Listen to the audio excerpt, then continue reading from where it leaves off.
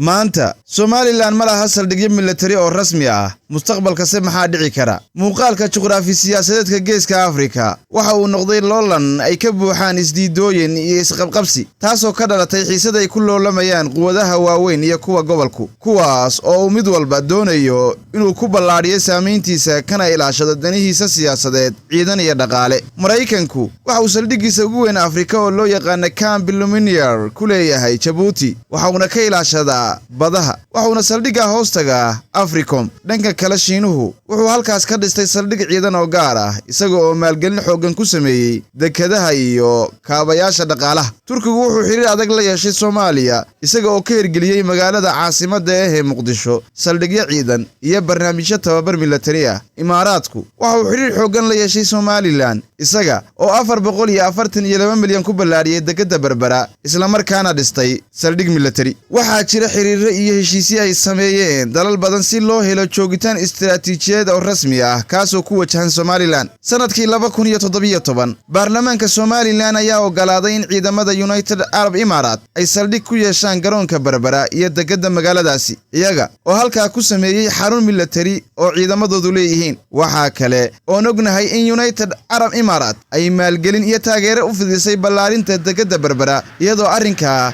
lagu daabay dhismaha saldhig military oo halkaas ku yaala si kastaba ha ahaatee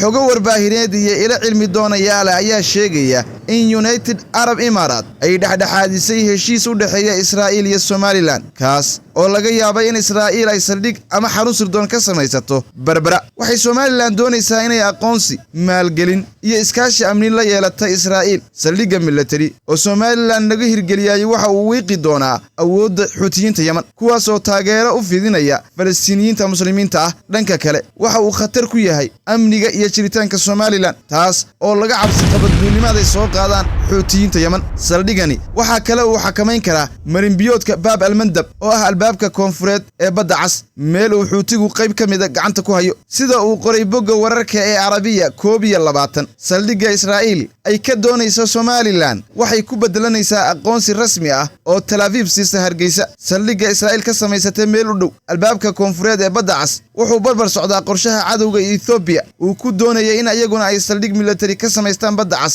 iyada oo adeegsanaya Somaliland dawladaha gumaysiga ku dhisan sida Israa'iil iyo Ethiopia waxay markasta raadiyaan meel ay ku ballaariyaan difaacooda istiraatiijiga ah si la mid ah sida Israa'iil uga samaysay Qobrus oo ku taala badda dhexe Somaliland ayaa iyaduna u muuqata meel muhiim ah oo Israa'iil ka wajihi karta dagaalka ay kula jirto wakiilada Iran gaar ahaan Xuutiga Yemen iyo si dhibaataynta muslimiinta Gaza iyo Falastiin bishii Mars 2025 wasiirka arrimaha dibadda ee Somaliland ayaa warbaahinta Israa'iil u sheegay dal kasta oo doonaya inuu arrimo nagala gorgortamo waa inuu marka hore xiriir shaqana la sameeyo furtaana xafiisyo diblomaasiyadeed oo Somaliland gudaheeda ku yaala wargeyska cibriga ah ee Maarif ayaa 29 Luulyo shaaciyay in Imaaraadka iyo Israa'iil ku heshiiyeen inay si wada jira uga samaystaan xarun ciidan iyo sirdoon jasiiradda Abdul Kuuri ee ku taala dhul jasiiradeedka Suqatre ee Yemen inaga haysato taas oo ku taala gacanka cadmeed jasiiradani waxay Imaaraadku qabsadeen 30 Abriil 2018 joogitaanka Imaaraadka ee Soomaaliya ayaa sii xoogaysanayay tan iyo 2017 waana saameyn kansar ah oo dhex taala ummadda Soomaaliyeed Somaliland waxay ku taala gacanka cadmeed waxay ku fudsan tahay dhul xeebeedan 460 meel waxay kaabiga ku haysaa marinka Bab al-Mandab waa dhul muhiimad weyn leh dhanka kale gudaha Mareykanka waxa soo baxaya mawjado cusub oo soo kacaya kuwaas oo ku wajahan aqoonsi u raadinta Somaliland xildhibaano ka tirsan labada xisbi ayaa muujiyay xiisay u qabaan Somaliland booqashooyin ay ku tageen Hargeysa iyo sharciyo ay soo jeediyeen si loo adkeeyo xiriirka Somaliland iyo Mareykanka xildhibaanadan u ololeynaya Somaliland waxa dabada ka riixaya oo heshiiskani iyo aqoonsi u raadinta ugu danaynayaan Israa'iil oo rabta in dhulka Soomaaliyeed ay uga duulimaad tagto dhulka barakaysan ee Qudus waxaan ahay Muxudiin Cabdi oo aad juqraafi kala socotaan Nabadino